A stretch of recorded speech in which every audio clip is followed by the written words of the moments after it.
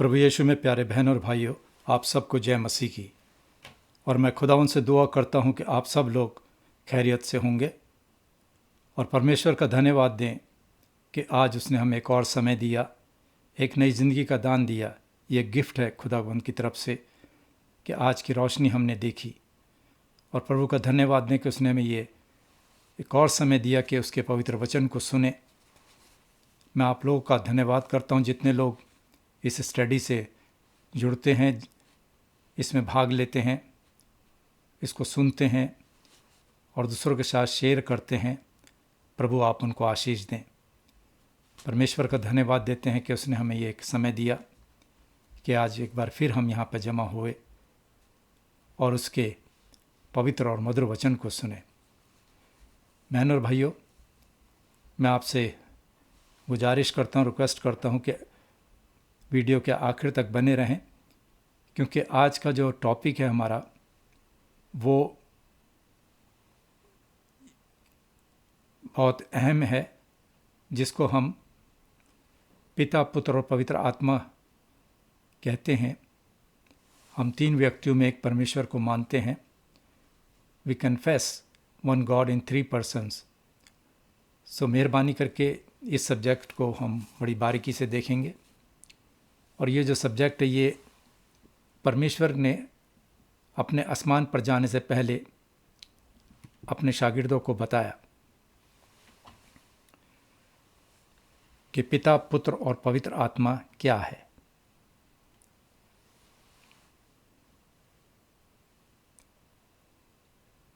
तो मैं आपसे गुजारिश करूंगा कि आप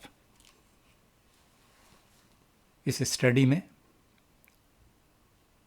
गौर से सुनिएगा और हमारी कोशिश रहेगी कि आपको इस सब्जेक्ट के बारे में पूरी जानकारी दें, क्योंकि बहुत से लोग इस सवाल को पूछते हैं, पिता, पुत्र और पवित्र आत्मा क्या एक है? तो आज हम परमेश्वर की कृपा से इस सब्जेक्ट को जानने की कोशिश करेंगे। तो इससे पहले मैं आज की स्टडी शुरू करूं, मैं पवित्र वचन में से मत्ती रचित सुसमाचार उसका 28वां अध्याय और उसकी आखिरी 3 आयतें पढ़ूंगा, 18, 19 और 20। और ये वो समय था जब प्रभु यीशु मसीह मृतकों में से जी उठे और उनके आसमान पर जाने का समय आ गया। तो उन्होंने अपने शागिर्दों को बुलाया और उनको ये वचन कहे। प्रभु यीशु ने उनके पास आकर कहा कि स्वर्ग और पृथ्वी का सारा अधिकार मुझे दिया गया है, इसलिए तुम जाकर सब जातियों के लोगों को चेला बनाओ और उन्हें पिता और पुत्र और पवित्र आत्मा के नाम से बपतिस्मा दो और उन्हें सब बातें जो मैंने तुम्हें आज्ञा दी है मानना सिखाओ। और देखो, मैं जगत के अंत तक हमेशा तुम्हारे संग हूँ। ये खुदावंद का वचन है। खुदावंद के नाम की महिमा हो। बहन और भाइयों, आप सबको जय मसीह की। और आज हम इसी टॉपिक पे बात करेंगे जो कि प्रभु यीशु मसीह ने आसमान पर जाने से पहले अपने शागिर्दों को कहा कि जाओ, जो मैंने शिक्षा तुम्हें बताई है वो लोगों को बताओ। और उसके बाद जो लोग प्रभु यीशु मसीह में आना चाहते हैं उन्हें पिता, पुत्र और पवित्र आत्मा के नाम से बपतिस्मा दो। बहन और भाइयों, पिछले संडे हमने अपनी टीचिंग के आखिर भाग में प्रेरितों के विश्वास वचन का थोड़ा सा वर्णन किया था, यानी कि अपोस्टल्स क्रीड। और प्रभु ने चाहा तो आज हम इस विश्वास वचन पर विस्तार से बातचीत करेंगे, इसको जानने की कोशिश करेंगे। प्रेरितों का विश्वास वचन पवित्र बाइबल की शिक्षा का सारांश है, निचोड़ है, एक समरी है। इसे प्रेरितों का विश्वास वचन कहते हैं। अपोस्टल्स क्रीड, ये ऐसा नहीं है कि ये 12 प्रेरितों, 12 शागिर्दों द्वारा लिखा गया है, लेकिन ये उनकी शिक्षाओं का एक ब्रीफ समरी है, एक छोटा सारांश है जो पवित्र बाइबल में हमारे सामने जाहिर किया है। पवित्र बाइबल ने इसे हमारे सामने प्रकट किया है। अजीज़ों, लेकिन क्या वाकई इससे फ़र्क पड़ता है? ये एक सवाल है। लोग कह सकते हैं कि ये इतना ज़रूरी नहीं है, जबकि प्रभु यीशु में विश्वास करते हैं। वो कहते हैं अगर हम प्रभु यीशु में विश्वास करते हैं तो हमें इसकी क्या आवश्यकता है, प्रेरितों के विश्वास वचन की। लेकिन फिर प्रभु यीशु कौन है? ये एक प्रश्न है, एक सवाल है। एक लेखक हुए हैं, मिशनरी थे खासकर, जो कुछ साल पहले उन्होंने कहा कि कोई कैसे कह सकता है कि प्रभु यीशु, ये मिशनरी कह रहे हैं कि कौन कह सकता है कि प्रभु यीशु कौन है, जो प्रभु यीशु को नहीं जानता। ऐसा कौन मनुष्य है जो प्रभु यीशु मसीह को नहीं जानता? वे परमेश्वर के इकलौते पुत्र हैं। प्रेरितों के विश्वास वचन को सन 400 ईस्वी 400 एडी के आखिर में संसार के पूरे चर्च, पूरी कलीसिया की सहमति से इसका गठन किया गया। ये इसकी हिस्ट्री है कि विश्वास वचन अपोस्टल्स क्रीड सन 400 एडी में लिखा गया और इसको संसार के तमाम चर्चेस ने, कलीसिया ने अपनी सहमति इसमें दी, क्योंकि चर्च बढ़ रहे थे और कल्ट्स भी बढ़ रहे थे साथ साथ। दूसरे ये कल्ट्स, ये पंथ जगह जगह हर एक स्थानों में फैल रहे थे और ये पंथ परमेश्वर, प्रभु यीशु मसीह और पवित्र आत्मा के विषय में गलत बातें लोगों को सिखा रहे थे। उस समय कलीसिया यानी कि चर्च को तब आज की तरह कुछ ऐसी चीज़ों की आवश्यकता थी जो मसीह धर्म के सार यानी कि मसीह धर्म के उसकी समरी या निचोड़ को सिखाए। जरा गौर से सुनिएगा। और ये शिक्षा अपने बच्चों को देने के लिए उन लोगों ने इसका इस्तेमाल किया, इसका उपयोग किया। उन्होंने प्रेरितों के विश्वास वचन अपोस्टल्स क्रीड का उपयोग किया। अजीजों, 3 व्यक्तियों में एक परमेश्वर, 3 व्यक्तियों में एक परमेश्वर को मानते हैं। We confess one God in 3 persons. Father, Son and Holy Spirit. पिता, पुत्र और पवित्र आत्मा। आपको याद होगा कि स्टडी के शुरू में जो मैंने मत्ती रचित सुसमाचार पढ़ा, उसमें प्रभु यीशु मसीह ने कहा पिता, पुत्र और पवित्र आत्मा, और यही तीन व्यक्ति एक हैं, एक परमेश्वर है। इसलिए चर्च इसे सिखाता है और हम हर संडे चर्च में इसे गाते हैं या बोलते हैं, प्रेरितों के विश्वास वचन को।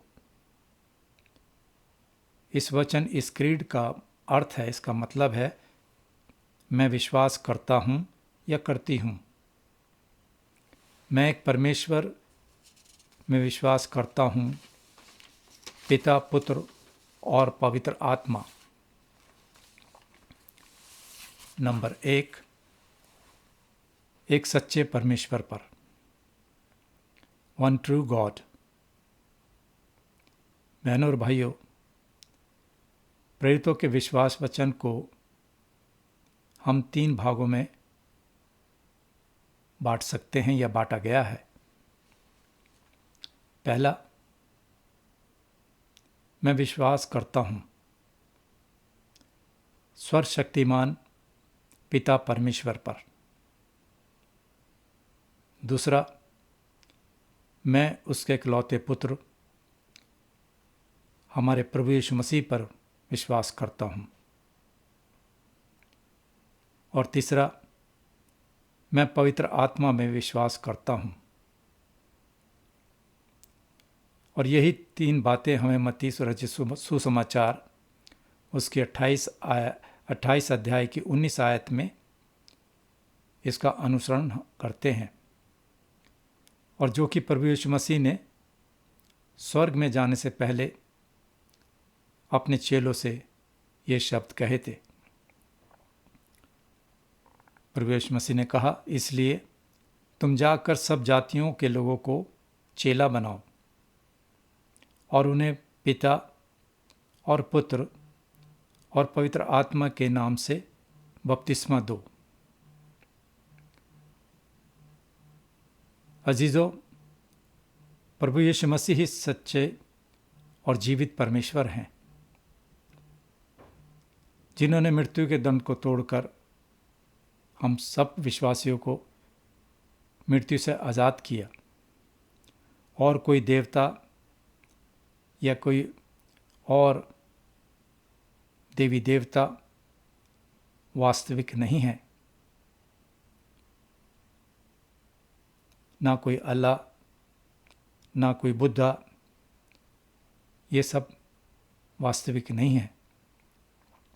अगर हम पवित्र बाइबल में यशायाह भविष्यद्वक्ता की पुस्तक उसके 44 अध्याय की 6 आयत, चैप्टर 44 वर्स 6 में लिखा है, यहोवा परमेश्वर जो इस्राएल का राजा है, यानी सेनाओं का यहोवा जो उसका छुड़ाने वाला है, वो यूं कहता है, मैं सबसे पहला हूँ और मैं ही आखिर तक रहूँगा। मुझे छोड़ कोई परमेश्वर है ही नहीं। इसी तरह व्यवस्था विवरण डिट्रोनॉमी उसका 6 अध्याय की 4 आयत में लिखा है, हे इस्राएल सुन, यहोवा परमेश्वर हमारा परमेश्वर है, यहोवा एक ही है। उस समय इस्राएल प्रदेश जो था वो चारों ओर से अलग अलग देवी देवताओं से घिरा हुआ था। लोग अलग अलग देवी देवताओं को की उपासना करते थे। परमेश्वर दुनिया की सभी मूर्तियों आइडल्स से खुद को अलग करते हैं। परमेश्वर दूसरे देवी देवताओं को सहन नहीं कर सकते। बाकी सभी के पास एक नकली और हाथ के बनाए हुए देवी देवता हैं,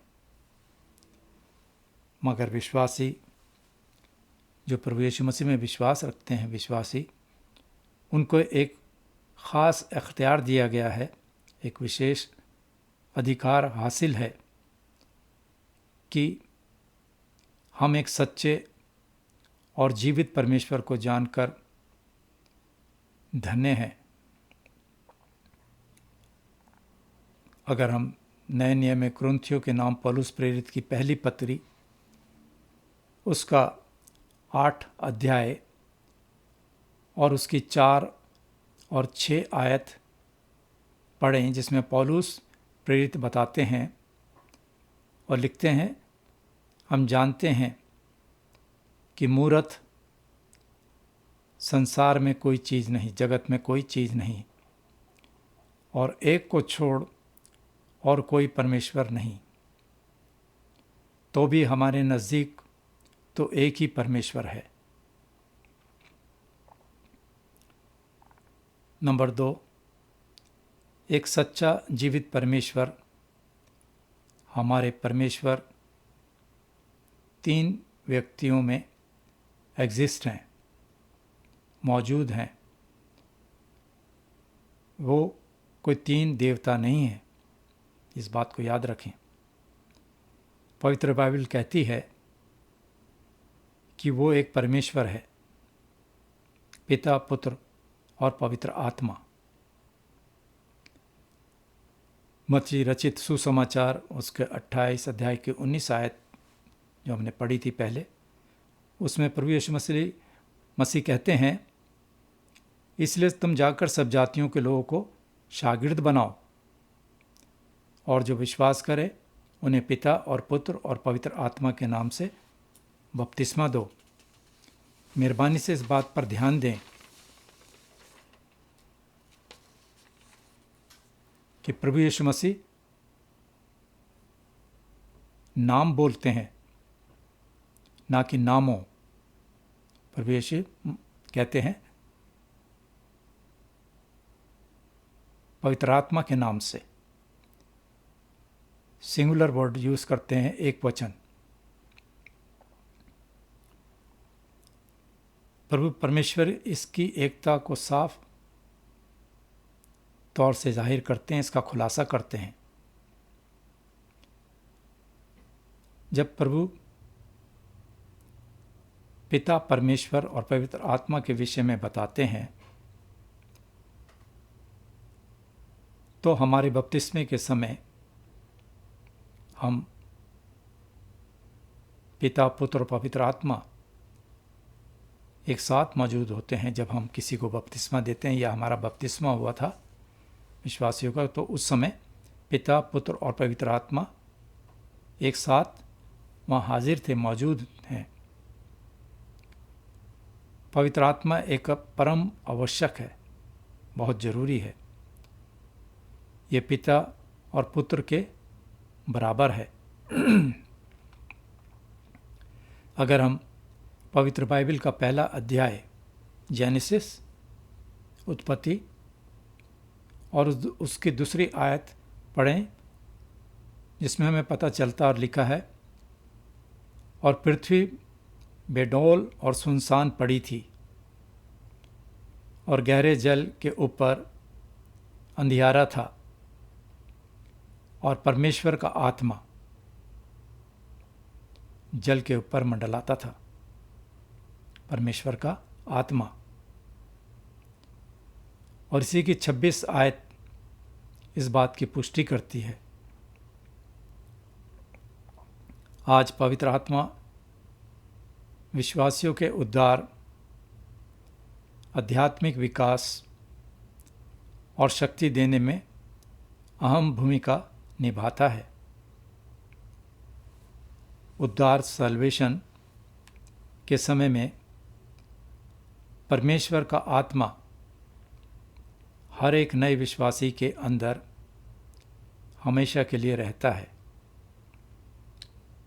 हालांकि हमें जीवन भर सुखद हालातों का वायदा नहीं किया गया है, लेकिन पवित्र आत्मा हमें कठिन मुश्किलों में भी हमारे दिलों में खुशी और संतोष पैदा करता है। यदि आप इस क्षेत्र में काफ़ी कमी महसूस कर रहे हैं तो प्रभु से प्रार्थना करें। हमें कैसे जीना है, क्या करना है, कहाँ जाना है, किससे मिलना है और कैसे फैसले लेने हैं, इस बारे में हमारा मार्गदर्शन पवित्र आत्मा हमें कराता है। पवित्र आत्मा हमें हर एक बात में आगाह करता है। प्रेरितों के काम उसका 10 अध्याय की 19 आयत में इस बात का जिक्र है, जब हम देखते हैं कि प्रेरित पतरस उस दर्शन पर सोच ही रहा था कि आत्मा ने पतरस से कहा, देख 3 मनुष्य तेरी खोज में हैं। अजीजों, पवित्र शास्त्र हमें बताता है कि विश्वास करने योग्य एकमात्र मार्गदर्शक हमारा पवित्र आत्मा है। पवित्र आत्मा ही है जो हमारे पास्ट यानी कि पिछली बातों को, अतीत को पूरी तरह से जानता है। जिस समय से हम अपनी माता के गर्भ में आए थे और जो इस दिन से हमेशा तक हमारे भविष्य को भी जानता है, पवित्र आत्मा। प्रभु यीशु ने बार बार पवित्र आत्मा को सच्चाई की आत्मा कहा, सत्य का आत्मा। यूहन्ना रचित सुसमाचार उसके 16 अध्याय की 13 आयत में प्रभु यीशु कहते हैं, परंतु जब वो यानी सच्चाई का आत्मा, सत्य का आत्मा आएगा तो तुम्हें सब सत्य का मार्ग बताएगा, क्योंकि वो अपनी ओर से ना कहेगा, परंतु जो कुछ सुनेगा वही कहेगा और आने वाली बातें तुम्हें बताएगा। तो प्रभु यीशु मसीह यहाँ पर सत्य के आत्मा के बारे में बात करते हैं, पवित्र आत्मा के बारे में बात करते हैं। और हम देखते हैं कि पूरे सुसमाचार में प्रभु यीशु को हर दिन पवित्र आत्मा द्वारा गाइड करते हुए हम देखते हैं। प्रेरितों के काम उसके 2 अध्याय में हम पढ़ते हैं कि जब पेंटिकोस का दिन आया और 11 शागिर्द, 11 चेले जब सब एक जगह जमा थे और अचानक एकाएक आकाश से बड़ी आंधी की सी सनसनाहट का शब्द उन्होंने सुना, जिससे सारा घर जहाँ वो बैठे थे गूंज गया और उन्हें आग की सी जीभें फटती हुई दिखाई दी और उनमें से हर एक पर आ ठहरी और वे सब पवित्र आत्मा से भर गए।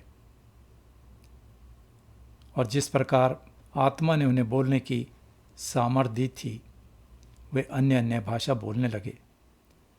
तो हम यहाँ देखते हैं कि पवित्र आत्मा का दान प्रभु यीशु मसीह ने आसमान पर जाने से पहले कहा था कि तुम सब यरूशलेम में रहना जब तक कि तुम्हारे को मैं एक मददगार, एक सहायक ना भेजूं। और प्रभु यीशु मसीह ने पेंटिकॉस्ट के दिन वो सहायक को भेजा, जिसको हम पवित्र आत्मा के नाम से जानते हैं। इसलिए बहनों और भाइयों, एक परमेश्वर और परमेश्वर 3 भागों से नहीं बना है। इसको हमेशा याद रखें कि एक परमेश्वर 3 भागों से नहीं बने और ना ही 3 शक्तियां हैं, बल्कि एक सच्चा परमेश्वर 3 शाश्वत विशिष्ट व्यक्तियों में मौजूद है। और वो कौन है? वो है पिता परमेश्वर है, पुत्र परमेश्वर है और पवित्र आत्मा परमेश्वर है। हम पहले देखेंगे पिता परमेश्वर है, फादर इज गॉड। अगर हम तीतुस के नाम पौलुस प्रेरित की पत्री देखें, उसके पहले अध्याय की 4 आयत में पौलुस लिखते हैं, परमेश्वर पिता और हमारे उद्धारकर्ता मसीह यीशु से अनुग्रह और शांति होती रहे। परमेश्वर पिता। दूसरा, पुत्र परमेश्वर है, सन इज गॉड। तीतुस की ही पत्री उसका दूसरे अध्याय की 13 आयत में हम पढ़ते हैं, और उस धन्य आशा की, यानी अपने महान परमेश्वर और उद्धारकर्ता प्रभु यीशु मसीह की महिमा को प्रगट यानी कि जाहिर होने की इंतज़ार करते रहें, बाट जोते रहें। तो यहाँ पर भी हम देखते हैं कि सन इज़ गॉड, पुत्र परमेश्वर है। और तीसरा, पवित्र आत्मा परमेश्वर है, the Holi spirit is God. प्रेरितों के काम उसके 5 अध्याय और उसकी 3 और 4 आयत में हम देखते हैं कि किस तरह से हननिया ने पवित्र आत्मा से झूठ बोला और उसका परिणाम क्या हुआ। और पतरस ने कहा, हे हननिया, शैतान ने तेरे मन में ये बात क्यों डाली है कि तू पवित्र आत्मा से झूठ बोले। और आगे 4 आयत में प्रेरित पतरस कहते हैं, तूने ये बात अपने मन में क्यों सोची? तू मनुष्य से नहीं, इंसान से नहीं, बल्कि परमेश्वर से झूठ बोला है। इस बात को आप गौर से पढ़िएगा। मैं आपसे गुजारिश करूंगा कि प्रेरितों के काम उसके 5वें अध्याय को पढ़ें कि किस तरह से हननिया और उसकी पत्नी ने पवित्र आत्मा से झूठ बोला और उस झूठ का क्या नतीजा निकला। और झूठ उन्होंने पवित्र आत्मा से बोला। और पतरस कहते हैं कि तूने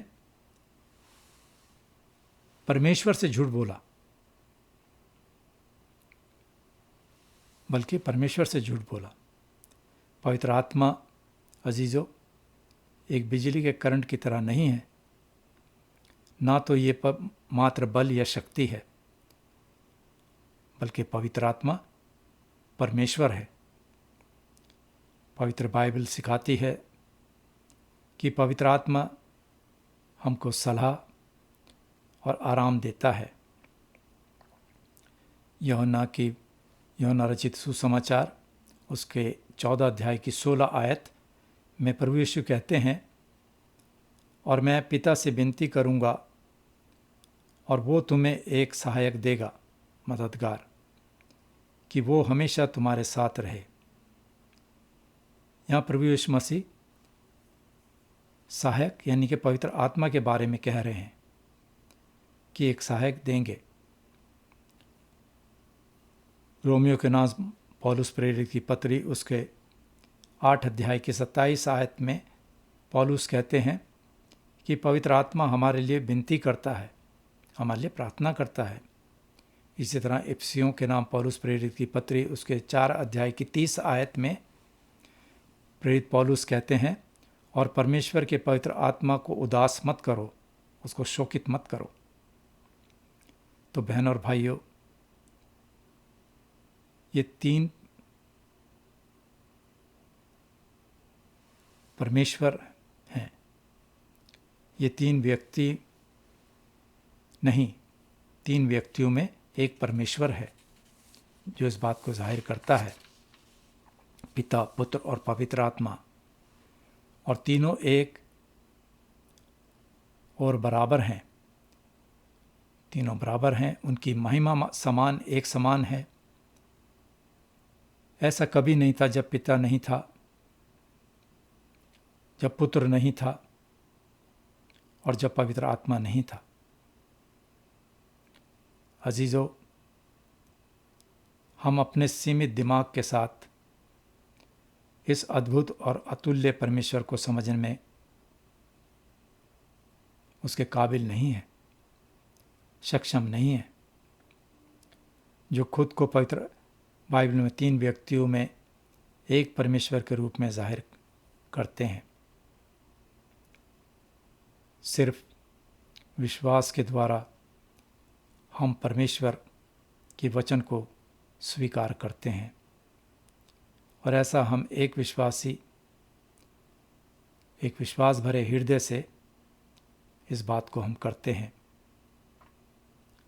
और आखिर में प्रभु यीशु में विश्वास करने से हम एक परमेश्वर के व्यक्तित्व यानी कि पर्सन्स को जान सकते हैं। जैसा कि मैं आपको पहले भी बताता आया हूँ, और मैं उम्मीद करता हूँ कि हमने कोशिश करी कि आपको पूरे विश्वास वचन और परमेश्वर के 3 व्यक्तित्व को बताने की कोशिश करते, और परमेश्वर के वचन को पढ़ने से हमें इस विषय को पता लगने की जाहिर होता है। और जैसा कि मैं आपको बार बार कहता हूं कि हम परमेश्वर के इस स्टडी को पवित्र बाइबल से लेते हैं, और आज हमने सीखा कि we confess one God in 3 persons, पिता, पुत्र और पवित्र आत्मा के विषय में।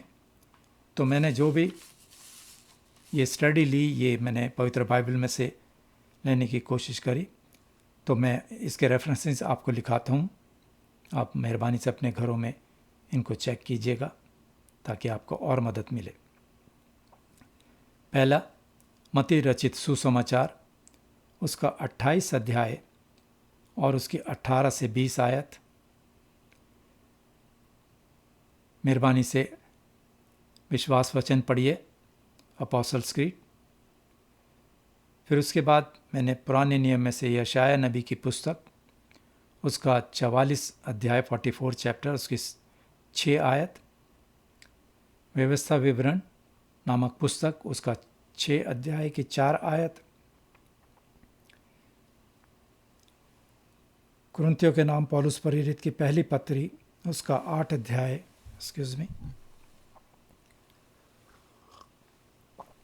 उसके 8 अध्याय और उसकी 4 और 6 आयत। प्रेरितों के काम, उसका 10 अध्याय और उसकी 19 आयत। यूहन्ना रचित सुसमाचार, उसका 16 अध्याय और उसकी 13 आयत। प्रेरितों के काम, उसका 2 अध्याय। इसको मेहरबानी से, ये उसमें उस समय का जिक्र है, पेंटिकॉस पर जब पवित्र आत्मा पेंटिकॉस के दिन चेलों पर उतरी। तीतुस के नाम पौलुस प्रेरित की पत्री, उसके पहले अध्याय की 4 आयत। तीतुस की पत्री, उसका 2 अध्याय की 13 आयत। प्रेरितों के काम, उसके 5 अध्याय की 3 और 4 आयत। यूहन्ना रचित सुसमाचार, उसके 14 अध्याय की 16 आयत। रोमियो के नाम पौलुस प्रेरित की पत्री, उसके 8 अध्याय की 27 आयत। और इफिसियों की पत्री, उसका 4 अध्याय की 30 आयत, 30 वर्स। तो इन अध्यायों से, इन पदों से हमने आज की स्टडी ली थी, इन वर्सेस से। तो मेहरबानी से आप इनको चेक कीजिएगा। और जैसा कि मैं आप सबको बताता हूँ, और आज भी मैं कहूँगा अजीज़ों, कि सुसमाचार के प्रचार को बांटने की कोशिश करें। ये बहुत आसान है। इवेंजलिज्म, प्रभु यीशु मसीह के बारे में एक अच्छी खबर है, एक गुड न्यूज़ है। इसे अपने मित्रों, अपने परिवार के साथ साझा करें, बांटें। और एक बात और, हाँ, हर संडे को चर्च जाने की कोशिश कीजिएगा, कलीसिया से मिलिएगा, एक दूसरे से बातचीत करें और प्रभु का नाम तमाम कलीसिया एक साथ मिलकर उसकी महिमा करें। अजीजों, यहाँ हम हर एक परिवार के लिए प्रार्थना करते हैं जो भूखे हैं, गमज़दा हैं, बीमार हैं या किसी और मुसीबत में हैं। हम उनको अपनी प्रार्थनाओं में याद करते हैं। और मैं उम्मीद करता हूँ कि आज की स्टडी की जो मैंने कोशिश की है, काफ़ी हद तक आपको पिता, पुत्र और पवित्र आत्मा के विषय में पता चलेगा। आने वाला